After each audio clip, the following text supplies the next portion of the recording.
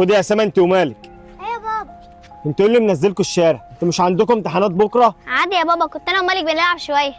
هم اولادك كده يا محمد، لا منهم بيذاكروا عشان الامتحانات ولا منهم قاعدين في البيت اصلا. في يا مرات ابويا، انت بدل ما تهديها عايزه تشعللها وخلاص. شوف يا محمد بنتك بتكلمني ازاي. عيب كده يا سما، ها ده زي مامتك برضه، احترمي نفسك. لا يا بابا، ماما ماتت ومحدش هيعوضنا عنها.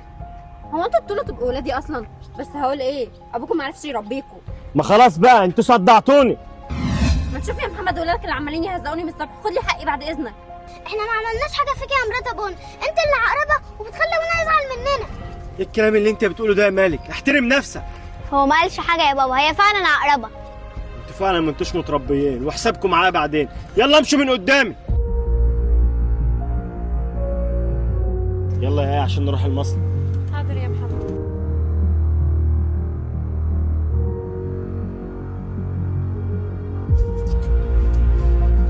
مرات ابويا ده انا زهقت منها وما عادش طايقاها. وانا كمان يا سما، دي ست عقربه، دي كل شويه بتعمل لنا مشكله من ساعه ما ماما ماتت وهي دخلت حياتنا وبوظتها. اكيد متجوزه بابا عشان الفلوس يا سما. احنا لازم نخلص منها في اسرع وقت. طب هنعمل كده ازاي؟ انا هقول لك يا مالك، بس اهم حاجه تركز معايا. ماشي يا سما، ربنا يستر.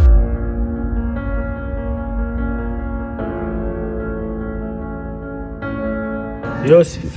محمد بيه، نورت المصنع والله.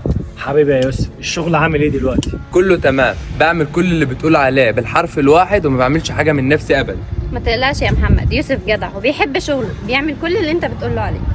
فعلا يوسف جدع، من اقدم الناس عندي في المصنع، وانا الصراحه بثق فيه قوي. ربنا يخليك لنا يا محمد بيه.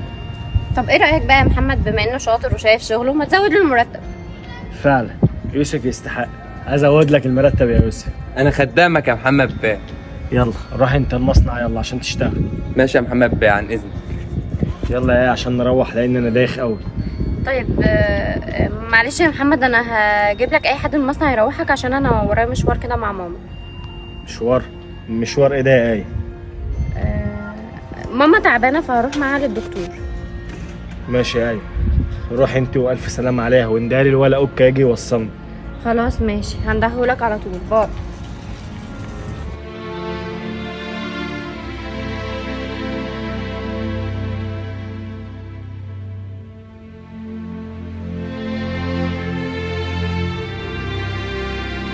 بس هنا يا اوكا، يلا روح انت المصنع، ولو في اي حاجه بلغنا على طول. تحت امرك يا محمد. فين؟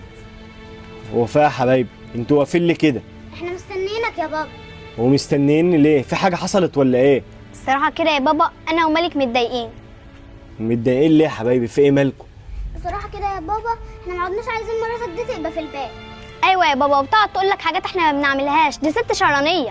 خلصت كلامكم خلاص؟ اولا دي تبقى مرات ابوكم، يعني في مقام امكم، يعني لازم تحترموها. افهمنا بس يا بابا، الست دي مش كويسه. ولا افهمك ولا تفهمين، الكلام خلص لحد هنا، وحسك عنك انت وهو قعدتوا تجيبوا في سيرتها بالوحش. انتوا فاهمين ولا لا؟ فاهمين يا بابا. انت ايه دماغك دي؟ عرفت توقعي الراجل وتتجوزيه وعايزه تكتبي كل فلوسه باسمك؟ هو انا لسه عملت حاجه؟ ده لسه اللي جاي احلى. بس عارفه ايه اجدع حاجه عملتها في الحوار ده كله؟ ايه هي؟ انك خليتيه يزودني في المرتب. ايوه كده، دلعيني. هو انت لسه شفت حاجه؟ ده انا هخليك مليونير، انا وانت هنبقى اغنى ناس في البلد دي. ايوه كده يا ايه، انا من ايدك دي لايدك دي. تمام، قول لي بقى المركب هتوصل من مين امتى؟ كمان يومين، وفيها بضاعه ب10 مليون جنيه. حلو الكلام ده. البضاعه دي بتاعتنا. ازاي ده؟ بسيطه، المركب جايه في البحر غرقت بالبضاعه.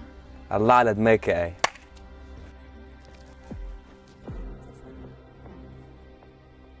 يا نهار اسود، انا لازم اوري الفيديو ده لمحمد بيه بسرعه. بابا، ايه يا مالك يا حبيبي؟ هو انت ليه ما عدتش بتحبنا انا وسما اختي؟ مين اللي قال كده بس يا مالك؟ ده انا بحبكوا اكتر حد في الدنيا دي كلها. لا يا بابا، انت ما عدتش بتحبنا انا وسما اختي، ولا عدت بتهتم بينا. معلش يا مالك يا حبيبي، من ساعه ما المرض ده جالي وانا بعيد عنكوا شويه. لا يا بابا، انت من ساعه ما اتجوزت طنط ايه وانت ما عدتش بتهتم بينا. يا مالك يا حبيبي، هو انا متجوز ايه دي ليه؟ ما انا متجوزها عشان تهتم بعلاجي وبالاكل بتاعي. انا حاسه ان طنط ايه دي يا بابا شرانيه قوي ووراها نصايب. لا يا مالك يا حبيبي والله، دي غلبانه وطيبه. ماشي يا بابا اللي انت شايفه.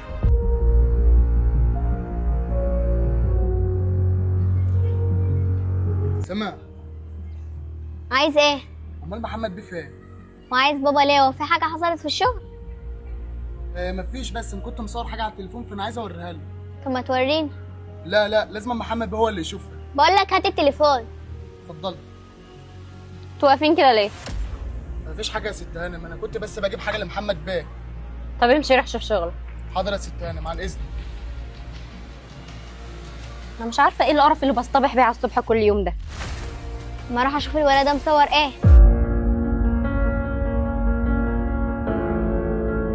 الحمد لله قلبي كان هيقف، انا لازم امسح الفيديو ده قبل ما حد يشوفه، ماليش دعوه باللي حصل. اوكي. ايه ده سما؟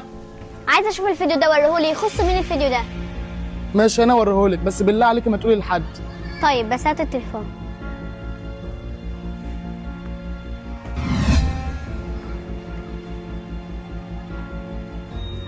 يا نهار اسود عليكي يا مرات ابويا.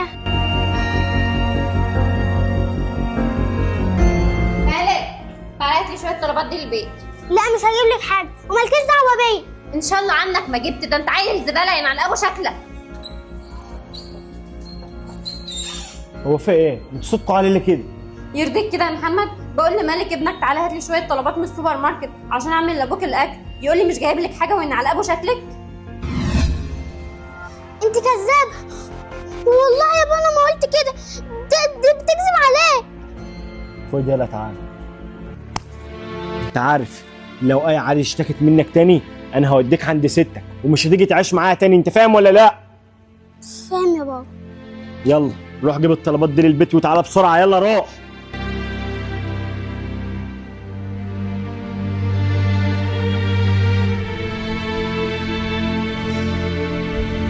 نهايتك قربت على ايدي يا مرات ابويا. ايه ده؟ في ايه يا مالك؟ مفيش حاجه يا سما. طب انت بتعيط ليه يا مالك؟ في حد مزعلك؟ قولي. مرات ابويا راحت قالت لبابا كلام انا ما قلتوش وبابا ضربني. خلاص يا مالك النهارده اخر يوم هتقعد معنا في البيت. ده ازاي ده يا سما؟ بس يا مالك مرات ابوك بتخون ابوك مع مين؟ مع يوسف اللي شغال عند بابا ويتر. يا نهار اسود، دول هيسرقوا بابا. ده احنا لازم نروح نوري بابا الفيديو ده بسرعه. هنوريهوله. يلا يا مالك.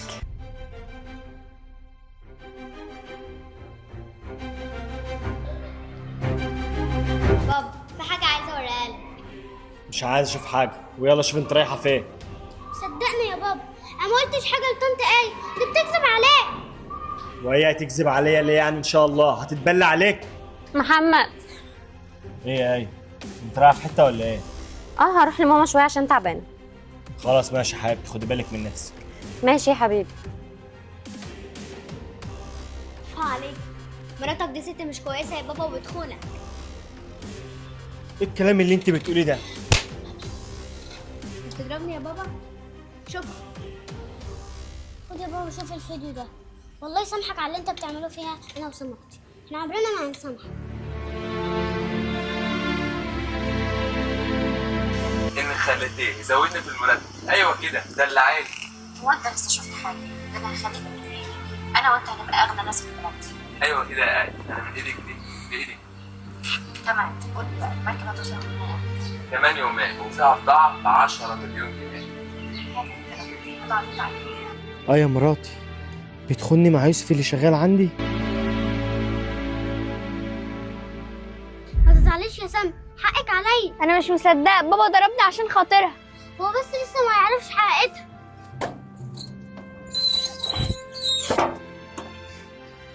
انا خلاص عرفت عن ايه كل حاجه حبيبي، حقكوا عليا. حصل خير يا بابا. خد يا سما تعالي. حقك عليا، انا اسف. انا ما كنتش اقصد اضربك والله، بس انا خلاص عرفت كل حاجه عن ايه. احنا مسامحينك يا بابا، بس كويس ان انت عرفت حقيقتها. دي ست شرانيه. انا هوريكوا هعمل فيها ايه.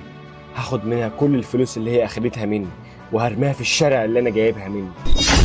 هتعمل فيها ايه يا بابا؟ انا هوريكم هعمل فيها ايه. تعالوا معايا.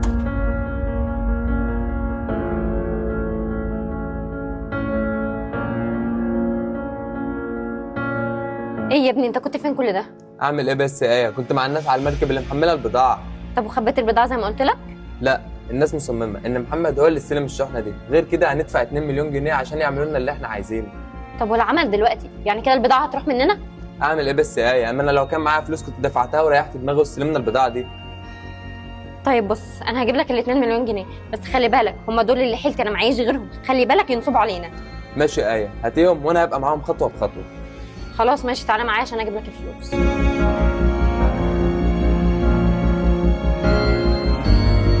بابا هيعمل ايه في مراته يا سما؟ مش عارفه والله يا مالك، ربنا يستر. اهو بابا جه اهو.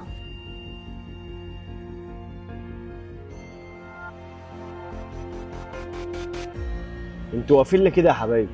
انت كنت فين يا بابا؟ قلقتنا عليك. انا كنت في المصنع، كنت قاعد شويه هناك. هو انت عملت ايه يا بابا؟ فضلت قايم. انا هقول لكم انا عملت ايه.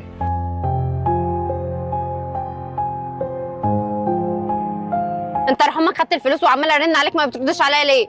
فلوس ايه؟ انا ما خدتش منك حاجه. نعم يا رحمك، امال مين اللي اخد مني ال 2 مليون عشان يدوهم لبتوع المركب عشان نسرق الشغل اللي عليها؟ اللي اخد الفلوس واقف وراك اهو. محمد الكلب ده اخد فلوسي وسرقها وانا جاي عشان اخدهم منه. من اول ما اتجوزتك وعيالي ما كانوش مستريحين لك، وكانوا دايما يقولوا لي مراتك دي يا بابا كذابه، دي شرانيه، وانا ما صدقتهمش لحد ما عرفت حقيقتك. ماشي يا زباله. انا اسفه يا محمد، سامحني، اوعدك مش هعمل كده تاني. انا لسه جاي من عند مامتك وقالت لي اللي انت اصلا ما رحتلهاش بقالك شهرين. انت كنت بتلعب بيها كل الفتره اللي فاتت دي. كنت اسالك اقول لك رايحه فين يا ايه، تقولي لي جايه من عند ماما. اقول لك جايه منين يا ايه، تقولي لي جايه من عند ماما. ماشي انا هوريكي. خد يا يوسف تعالى. يا محمد بيه، عملت اللي قلت لك عليه؟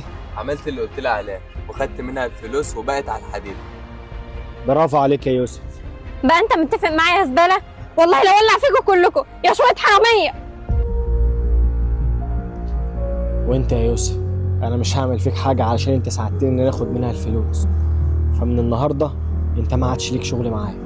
شكرا يا محمد بيه، اتمنى بس ان انت تسامحني.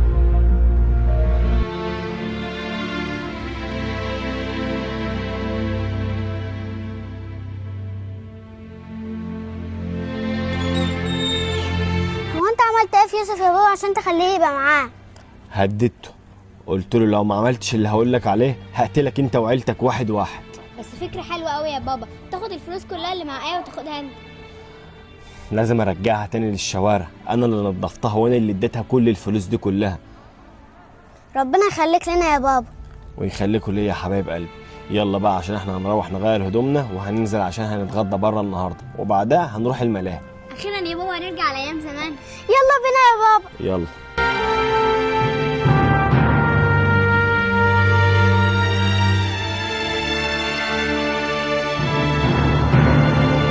هو ابويا فين ياما؟ اهو ايه جوه يا حبيبتي؟ بنتي يا ايه، بنتي يا همسه. ايه ده يابا، هو انت جبت بطيخه؟ ايوه يا حبيبتي، وجبت سندوتشات من عند عم خالد اللي على اول السكه. ايه ده يا سي محمد، انت جبت الفلوس منين؟ ما كانش معاك الصبح؟ ربك بيفرجها يا ايه. الصبح الباشمهندس علي وهو نازل اداني 100 جنيه، جبت بطيخه ب 80 جنيه وجبت السندوتشات ب 20 جنيه. ربنا يخليك يابا، انا كان نفسي في البطيخ. الف هنا يا روح قلبي. يلا خدوا السندوتشات علشان تفطروا وبعدين نبقى ناكل البطيخه. بس انا مش هفطر يابا، انا هاكل بطيخ بس. لا يا حبيبتي، نفطر اول وبعدين ناكل البطيخ براحتنا. انت يا زفت اللي اسمك محمد، انت قاعد هنا وسايب العماره كده اللي طالع واللي نازل. لا مؤاخذه يا ست هاني، اصل كنت بفطر بس انا ومراتي وبنتي. الله الله الله، انت جايب سندوتشات وكمان شرب بطيخه، ده ايه ده كله؟ اصل بنتي همسه كان نفسها فيها فجبت لها بطيخه. نفسها فيها؟ ماشي.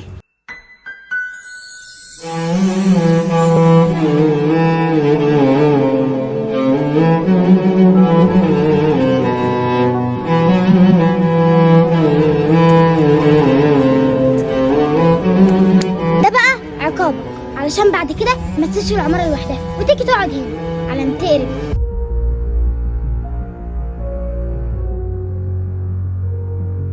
يعني هلا بنتي هتخف من المرض ده دكتور فارس؟ والله يا استاذ احمد احنا هنعمل اللي علينا والباقي على ربنا. ونعم بالله، وانا هجيبها لحضرتك وهجي لك ان شاء الله. في انتظار حضرتك يا استاذ احمد، عن اذنك. ينفع كده يا بابا؟ مالك يعني يا حبيبتي في ايه؟ همسة بنت عمو محمد البواب، بقول لها انت باباكي فين، تضربني وتشدني من شعري. ما تزعليش يا حبيبتي، حقك عليا، انا هجيب لك حقك وهبهدل ابوها وامها النهارده، ما تزعليش. ماشي يا بابا.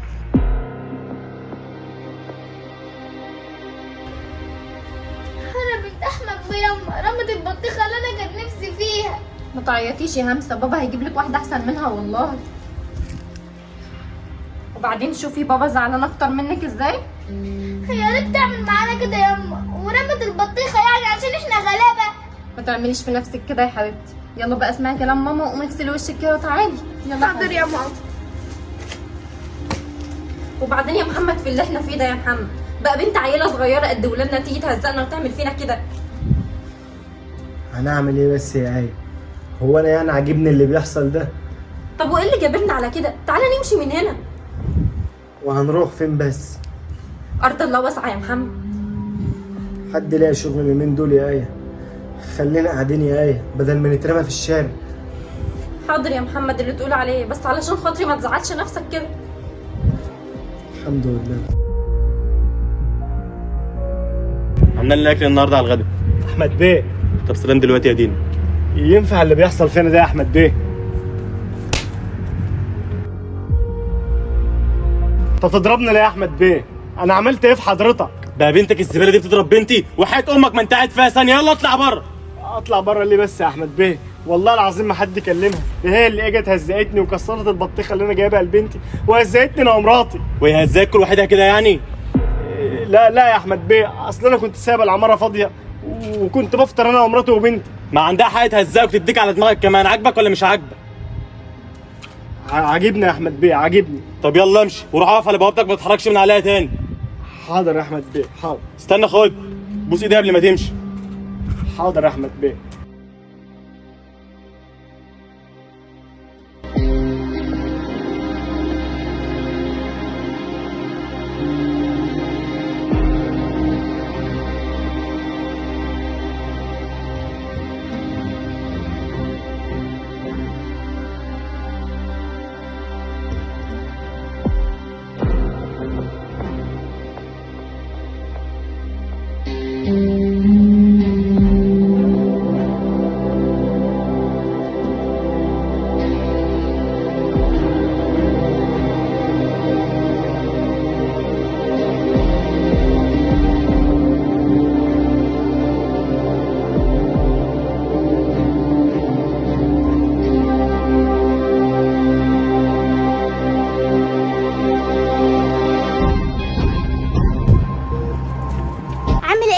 وحشتني. الحمد لله. هنا انت عامله ايه؟ مالك يا ادم؟ شكلك مخنوق كده ليه؟ مفيش، انا والله مزنوق في قرشين ومش عارف اعمل ايه. محتاج كام يا ادم وانا اسرقهم لك من بابا واجيبهم لك دلوقتي؟ حلو ده، محتاج 5000 جنيه. طيب يا ادم خليك واقف هنا وانا هروح واجيبهم لك، مش هتاخر عليك. وحياة امك ما انا سايباكي غير لما تدفعي حق البطيخه. يا محمد الحقني يا محمد، مش عارفه اخد نفسي. كفايه يا مالك. طب تعالي نروح المستشفى. مستشفى ايه يا محمد؟ المستشفى عايزه فلوس واحنا مش معانا ولا جنيه. مش مشكله يا آية، ربك هيفرجها ان شاء الله. تعالي بس عشان اطمن عليكي. تلاش يا محمد، انا شويه واكون كويس. يا آية يا آية عشان خاطر تعالي نروح المستشفى عشان اطمن عليكي. يا محمد ما تقلقش، انا كويسه. آية آية حد يلحقني بالاسعاف بسرعه.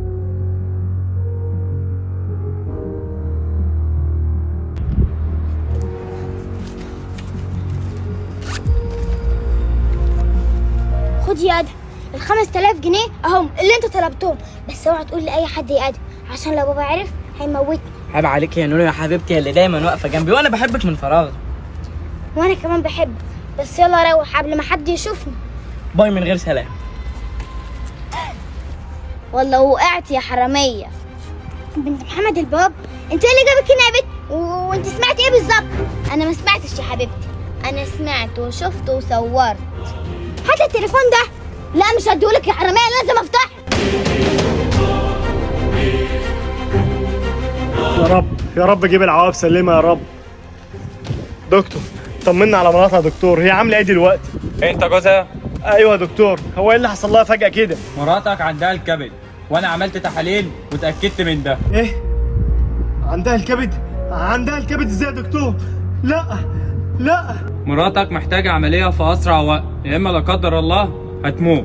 بالله عليك يا دكتور قومها بالسلامه، ما تيتمش بنتها. مراتك محتاجه عمليه ب50,000 جنيه. ايه؟ 50,000 جنيه؟ طب وهجيبهم منين دول بس يا رب؟ حاضر يا دكتور، هتصرف في الفلوس وهاجي على طول.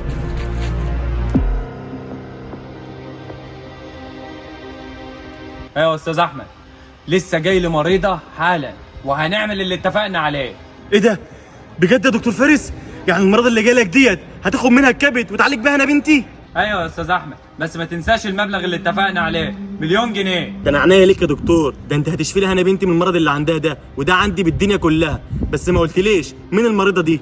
مرات محمد البواب، مراته عندها الكبد وبتموت، وطبعا محتاجه عمليه ب50,000 جنيه، وهو طبعا مش هيعرف يجيب ولا جنيه. الله ينور عليك يا دكتور فارس، وانا هجيب هنا بنتي وهنجيلك علشان تبدا العمليه. في انتظار حضرتك.